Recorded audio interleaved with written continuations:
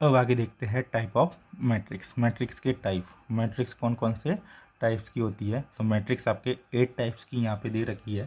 पहली आपके है रो मैट्रिक्स, नाम से स्पष्ट है रो मैट्रिक्स, जिसमें नंबर ऑफ रो कितनी होगी, एक होगी, कॉलम कितने भी हो सकते हैं। फॉर एग्जांपल, जैसे मैं कोई एक मैट्रिक्स बना रहा हूँ 2 3 4 5, जैसे मैंने एक मैट्रिक्स बनाई जिसमें नंबर ऑफ रो केवल कितनी है, एक है, लेकिन कॉलम कितने 1 2 3 4, तो इसका ऑर्डर हो जाएगा 1 इंटू 4। तो ऐसी मैट्रिक्स जिसमें रो केवल क्या होनी चाहिए, एक होनी चाहिए, कॉलम कितने भी हो सकते हैं, 2 भी हो सकते हैं, 4 भी हो सकते हैं, 8 भी हो सकते हैं, लेकिन नंबर ऑफ रो कितनी होगी, केवल 1 होगी, तो वो आपके क्या कहलाएगी, रो मैट्रिक्स। जैसे रो मैट्रिक्स है उसी प्रकार आपका क्या है, कॉलम मैट्रिक्स। रो मैट्रिक्स में नंबर ऑफ रो कितनी थी, एक थी, तो वैसे कॉलम मैट्रिक्स में आपके क्या होगी, नंबर ऑफ कॉलम एक होंगे, रो कितनी भी हो सकती है। ये आपके ऐसे बनेगी A B C। इसके अंदर आपके नंबर ऑफ कॉलम एक है और नंबर ऑफ रो कितनी है, 3 है, तो इसका ऑर्डर हो जाएगा 3 इंटू 1। कॉलम मैट्रिक्स में केवल एक ही कॉलम होनी चाहिए, रो मैट्रिक्स में केवल एक ही क्या होनी चाहिए, रो होनी चाहिए।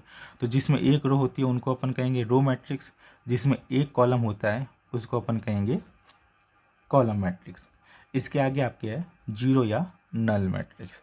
जैसे 11th में आपने पढ़ा था नल सेट, सेट पढ़ा था, उसमें नल सेट आया था। नल सेट किसे कहेंगे, जिसमें, या वॉइड सेट जिसमें एक भी एलिमेंट्स नहीं होता है, उसको अपन क्या कहते हैं, नल सेट कहते हैं।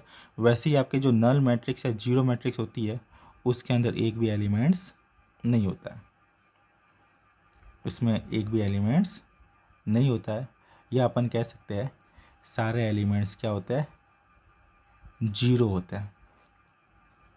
सारे एलिमेंट्स क्या होते हैं, जीरो होते हैं। जो भी एलिमेंट्स होगा वो सारे क्या होंगे, जीरो होंगे, उसको अपन क्या कहेंगे, जीरो या नल मैट्रिक्स। कितने भी एलिमेंट्स हो सकते हैं, 4 हो सकते हैं, 9 हो सकते हैं, कितने भी एलिमेंट्स हो सकते हैं। जीरो या नल मैट्रिक्स के अंदर आपके क्या होते हैं, सारे एलिमेंट्स क्या होते हैं, जीरो होते हैं। इसके आगे तुम्हारे स्क्वायर मैट्रिक्स। स्क्वायर मैट्रिक्स नाम से स्पष्ट है, जिसमें नंबर ऑफ रो और नंबर ऑफ कॉलम क्या हो, इक्वल हो। जितनी रो हो उतने के उतने क्या होने चाहिए, कॉलम होने चाहिए। जैसे 2 5 6 7, ये आपके कौन सी मैट्रिक्स है, स्क्वायर मैट्रिक्स है। इसमें नंबर ऑफ रो भी 2 है, नंबर ऑफ कॉलम भी 2 है। 3 3 भी हो सकते हैं, 4 4 भी हो सकते हैं। कुल मिला के आपके नंबर ऑफ रो और नंबर ऑफ कॉलम क्या होने चाहिए, सेम होने चाहिए। अगर जिस मैट्रिक्स के अंदर नंबर ऑफ रो और नंबर ऑफ कॉलम क्या हो, सेम हो, उसको अपन क्या कहेंगे, स्क्वायर मैट्रिक्स कहेंगे। इसके आगे जितनी भी मैट्रिक्स आएगी वो सारी मैट्रिक्स स्क्वायर मैट्रिक्स तो होगी ही होगी, उसके अलावा कोई अदर चीज़ के कारण या अदर आइडेंटिटी के कारण उनके नाम अलग अलग रखे गए। जैसे diagonal matrix, diagonal matrix square matrix तो होगी ही, इसके अलावा डायगोनल, इसका जो डायगोनल होता है उस डायगोनल एलिमेंट्स के अलावा सारे एलिमेंट्स क्या होंगे, जीरो होंगे। जब भी डायगोनल की बात करते हैं तो वो डायगोनल कौन सा होगा, ये वाला। मैट्रिक्स के अंदर 2 डायगोनल होते हैं, ये वाला और ये वाला। नॉर्मल डायगोनल लिखा हुआ है तो वो आपके कौन सा होता है, प्रिंसिपल डायगोनल होता है, जो first element to last elements, first element से कहाँ जाता है, लास्ट एलिमेंट की तरफ, तो वो आपके कौन सा डायगोनल होता है, प्रिंसिपल डायगोनल। तो प्रिंसिपल डायगोनल के अलावा या डायगोनल के अलावा सारे एलिमेंट्स क्या हो, जीरो हो। प्रिंसिपल डायगोनल के अलावा सारे एलिमेंट जीरो हो तो वो आपके क्या कहलाएगी, डायगोनल मैट्रिक्स। फॉर एग्जाम्पल, यहाँ पे ले लेते कोई एलिमेंट्स ए, फिर 0 0, फिर यहाँ पे 0 बी 0, फिर यहाँ पे 0 0 सी। ये आपके कौन सी मैट्रिक्स है, डायगोनल मैट्रिक्स। यहाँ पे आपके ये है प्रिंसिपल डायगोनल। प्रिंसिपल डायगोनल के अलावा सारे एलिमेंट्स क्या है, जीरो है। तो ऐसी मैट्रिक्स या ऐसी स्क्वायर मैट्रिक्स जिसमें प्रिंसिपल डायगोनल के अलावा सारे एलिमेंट्स क्या हो, जीरो हो वो आपके क्या कहलाएगी, डायगोनल मैट्रिक्स। इसके आगे है तुम्हारे scalar matrix. Scalar matrix diagonal matrix तो होती है, इसके अलावा अगर प्रिंसिपल डायगोनल के सारे एलिमेंट्स इक्वल हो जाए, प्रिंसिपल डायगोनल के सारे एलिमेंट्स क्या हो जाए, इक्वल हो जाए। जैसे मान लो कि यहाँ पे ए है 0 0, यहाँ पे आपके बी ए आ जाए और यहाँ पे बी क्या आ जाए, ए आ जाए। यानी जो प्रिंसिपल डायगोनल के जो एलिमेंट्स हैं यहाँ पे अलग अलग थे, ए बी और सी, तो इसको नॉर्मल क्या बोला गया, डायगोनल मैट्रिक्स। अगर ये एलिमेंट्स इक्वल हो जाए तो इसका नाम क्या हो जाएगा, स्केलर मैट्रिक्स। अब इसके आगे है यूनिट या फिर कहते हैं आइडेंटिटी मैट्रिक्स। यूनिट मैट्रिक्स किसे कहेंगे, ऐसी स्केलर मैट्रिक्स जिसके प्रिंसिपल डायगोनल के एलिमेंट्स क्या हो, 1 हो। यूनिट का मतलब क्या होता है, 1। तो जो प्रिंसिपल डायगोनल होंगे उसके एलिमेंट्स क्या होंगे, 1, और उसके अलावा सारे एलिमेंट्स क्या होते हैं, 0 होते हैं। इस मैट्रिक्स को बोलते हैं यूनिट मैट्रिक्स। स्क्वायर मैट्रिक्स के बाद जितनी भी मैट्रिक्स पढ़ी है वो सारी स्क्वायर मैट्रिक्स तो होती है। डायगोनल मैट्रिक्स के बाद जो भी अपन ने पढ़ा है वो डायगोनल मैट्रिक्स तो होती ही है। स्केलर मैट्रिक्स के बाद जो मैट्रिक्स आई है तो ये आपके स्केलर मैट्रिक्स तो ही है। ये सारी मैट्रिक्स स्क्वायर मैट्रिक्स भी होती है। ये आपके जो डायगोनल मैट्रिक्स है, इसके अलावा जो बाकी की 2 मैट्रिक्स है ये डायगोनल मैट्रिक्स भी होती है।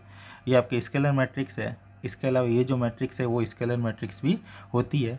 अगर स्केलर मैट्रिक्स के सारे एलिमेंट्स 1 हो जाए तो उस मैट्रिक्स को क्या कहेंगे, यूनिट मैट्रिक्स। अब लास्ट है triangular matrix. Triangular matrix 2 type की होती है, अपर ट्राइंगुलर और lower triangular. Upper triangular example के लिए अपर ट्राइंगुलर मैट्रिक्स उसे कहेंगे जिसमें प्रिंसिपल डायगोनल के नीचे के बिलो के सारे एलिमेंट्स क्या हो जाए, 0 हो जाए। उसको अपन क्या कहेंगे, upper triangular matrix. Principal diagonal में कुछ भी हो सकता है, 3 5 3 4 6, और यहाँ पे आपके आ जाएगा 0 2 7 0 0 8। इसका जो प्रिंसिपल डायगोनल है वो आपके ये वाला है। प्रिंसिपल डायगोनल के अलावा नीचे के सारे एलिमेंट्स क्या है, 0 है। प्रिंसिपल डायगोनल के अलावा नीचे के सारे एलिमेंट्स अगर 0 हो तो वो आपके क्या कहलाएगी, अपर ट्राइंगुलर मैट्रिक्स। इसके अंदर ऊपर की तरफ ट्राइंगल बनता है।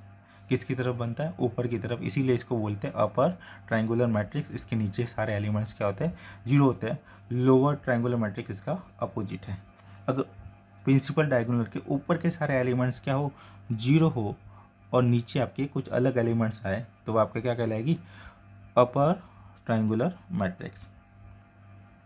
0 0 आपके 3 4 0 1 2 3।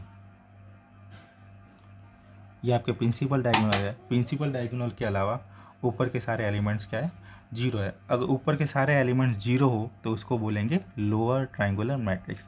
एक बार रिवीजन कर लेते हैं। सबसे पहली मैट्रिक्स थी रो मैट्रिक्स। रो मैट्रिक्स के अंदर नंबर ऑफ रो कितनी होती है, 1 होती है। कॉलम मैट्रिक्स, कॉलम मैट्रिक्स के अंदर नंबर ऑफ कॉलम कितना होता है, 1 होता है। रो कितनी भी हो सकती है।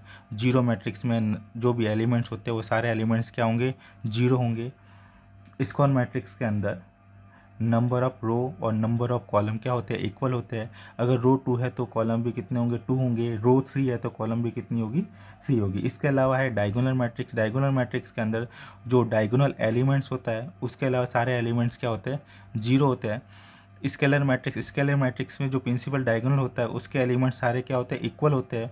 और इस प्रिंसिपल डायगोनल के अलावा अदर सारे एलिमेंट्स क्या होते हैं, 0 होते हैं। फिर है यूनिट मैट्रिक्स।